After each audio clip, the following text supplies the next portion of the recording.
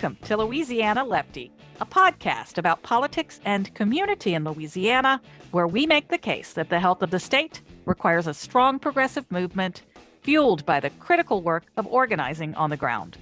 Our goal is to democratize information, demystify party politics, and empower you to join the mission because victory for Louisiana requires you. I'm your host, Lynda Woolard. We're on winter break, but we're still turning out mini pods in the meantime.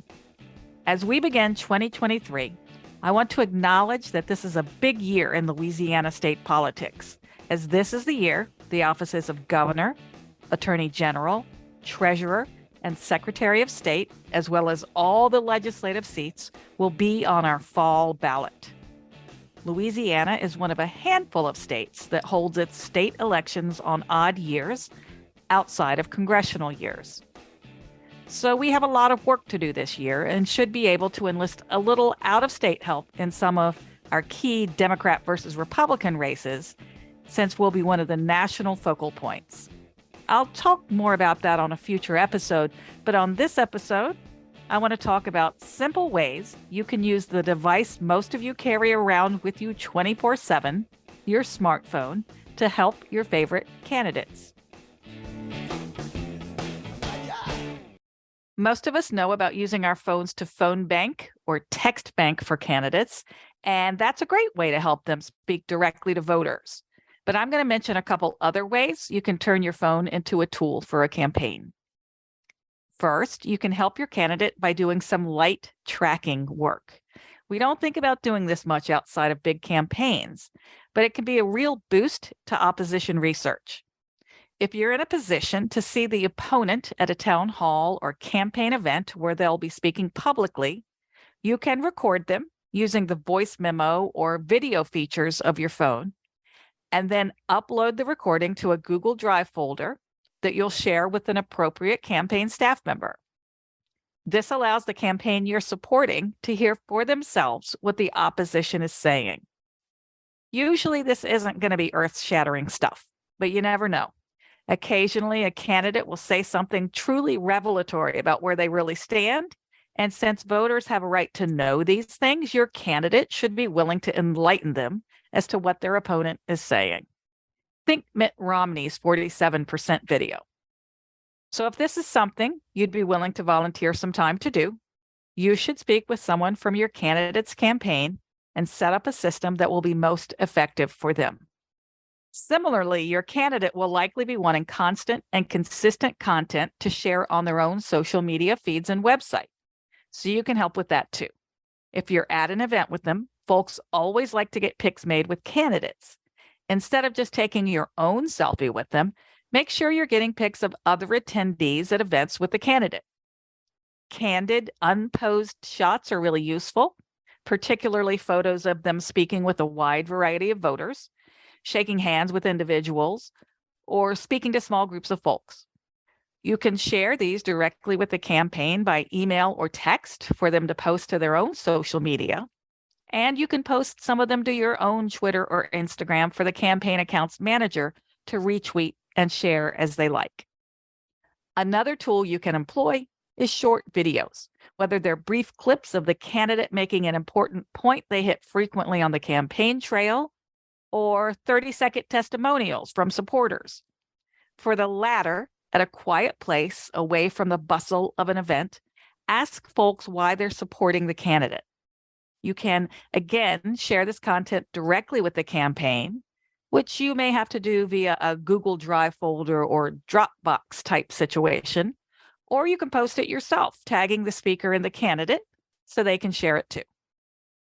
Whether taking photos or video, you'll need to consider the platform you're planning to use them for, so you'll know whether to shoot the footage in portrait or landscape mode. If you're planning to share it on Twitter or Facebook, you'll need to hold your phone sideways in the landscape position. And if you're planning the content for Instagram or TikTok, you'll want to hold the camera upright in portrait position. Make sure you do that before you start recording a video so that it will be properly aligned for the full recording. If at all possible, It's best if you can connect with someone from the campaign to find out their greatest content needs. And you'll want to study the candidate enough to know what their main talking points are, so you can be sure to always stay on message. There are multiple apps that you can download from your smartphone's app store that will allow you to create graphics for candidates, with Canva being, of course, the most popular. You'll want to use the campaign's logo and color scheme, but you can do much of this kind of thing for a campaign as a volunteer. Again, you should work with them to find out their greatest needs. But for smaller campaigns that don't have staff managing their social media, you may just end up doing some of this stuff on your own in a grassroots way. For example, leading up to 2015 and John Bel Edwards' first run for governor, we created some very low-tech graphics that we coordinated posting through a group of us who were often online, and were able to share some of his key plans using images and frequently used hashtags. This showed a growing movement in support of his run.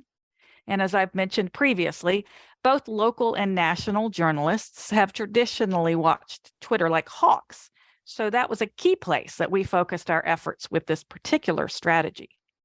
In the same way, while you're taking photos and creating graphics, you could pull together a group of social media volunteers and manage them for a candidate to make sure there's content being posted on their behalf every day. Again, it's always best to work in partnership with a campaign, but if for any reason that isn't possible, just remember, you want to be the best possible representative for your candidate that you can be.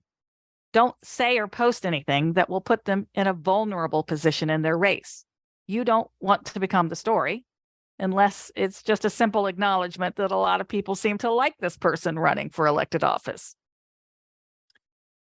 Finally, there are those in-between size campaigns that don't have the money to hire someone to manage online content, but are developed enough that they can organize some volunteer staff assistance. If you have the skill set and spare time to manage social media for a candidate, you can certainly offer to do that. There are a couple of ways to handle that, depending on how much the candidate already has a following and voice online. If they're just starting out without a lot of followers, there's likely no harm in managing their campaign account directly. If, on the other hand, they're already pretty well established on social media, it may be best to start a new campaign account. For example, Stacey Abrams has her own Stacey Abrams account on Twitter, as well as a Team Abrams account. Whichever way you go, you'll want to make sure you're getting good guidance from the campaign. And pro tip, it's a good idea to calendar out your posts so you're sharing info that's relevant to what your candidate is doing every week. Is it the last week to register to vote? What's the key talking point for the candidate this week? Education, crime, infrastructure?